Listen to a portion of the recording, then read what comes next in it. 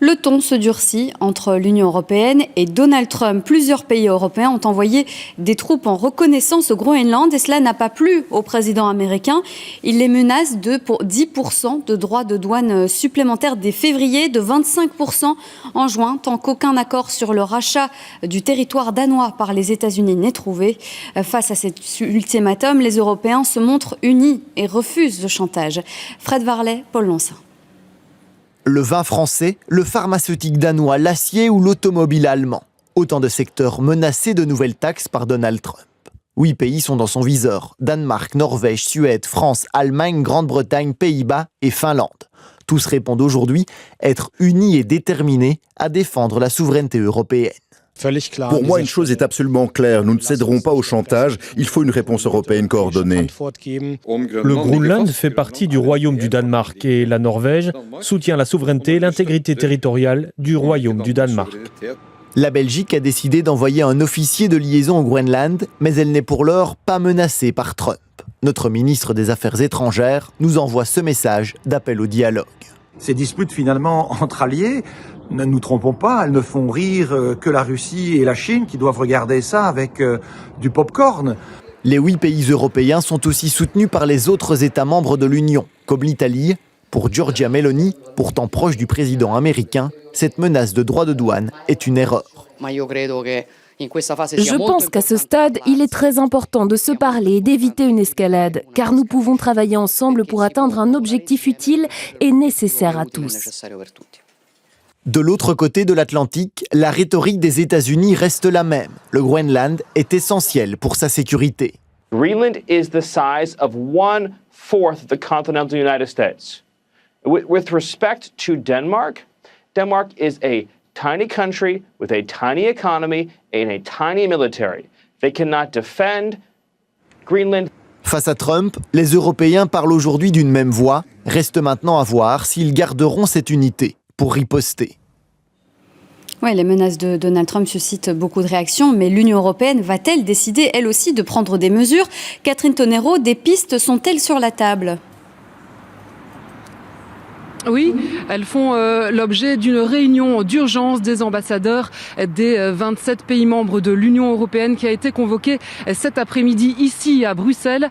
Alors de quels outils l'Europe dispose quand un de ses membres subit des pressions économiques de la part d'un pays tiers, en l'occurrence les États-Unis. Dès ce matin, le président français et plusieurs eurodéputés ont évoqué ce qu'on appelle un instrument anti-coercition conçu précisément pour répondre à ces menaces d'intimidation économique. Concrètement, il permet par exemple de limiter les importations provenant du pays tiers ou alors son accès à des marchés publics européens ou encore de bloquer certains investissements. Ce nouvel instrument de dissuasion, certains parlent carrément d'armes nucléaires économiques, n'a jamais été utilisé depuis sa création en 2023. L'activation de cette mesure, qui serait donc une première, doit être approuvée par une majorité qualifiée d'États membres. Leurs représentants permanents devraient d'ailleurs de nouveau se réunir demain lundi ici à Bruxelles pour coordonner donc la riposte des 27 à ces nouvelles menaces de surtaxes américaines. Cela de près. Merci Catherine pour ces explications en direct. Et ça va faire un an depuis le retour de Donald Trump à la Maison-Blanche. Et en un an, on a beaucoup parlé de lui dans ce JT, entre sa politique migratoire, les tarifs douaniers, le Venezuela, l'Ukraine, le Proche-Orient. Il y a beaucoup de choses à dire. Et son retour à la Maison-Blanche, il le doit notamment au vote hispanique. Nous sommes allés à la rencontre des électeurs latinos après sa première année de mandat.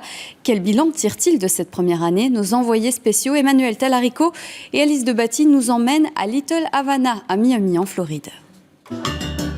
Musique latino, déhanchés chaloupés, fresques murales colorées. Bienvenue à Little Havana, le cœur cubain de Miami, en Floride.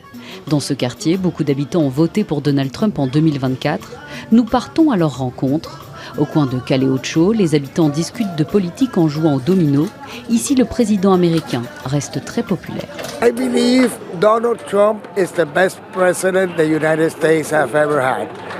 Besides maybe the same as George Washington. Fernando est aussi un supporter du président. Il soutient ses récentes actions au Venezuela. Il espère que Cuba sera la prochaine cible. Well, you know, I came from a communist country in Cuba. Been living in America for almost 50 years. I like what he's doing. Les arrestations menées par la police fédérale de l'immigration dans le quartier sont aussi au centre des discussions. Robert n'approuve pas, mais reste convaincu que Trump est un bon président. It's a lot of deportation, a lot of immigration thing, but at the same time, he's doing good.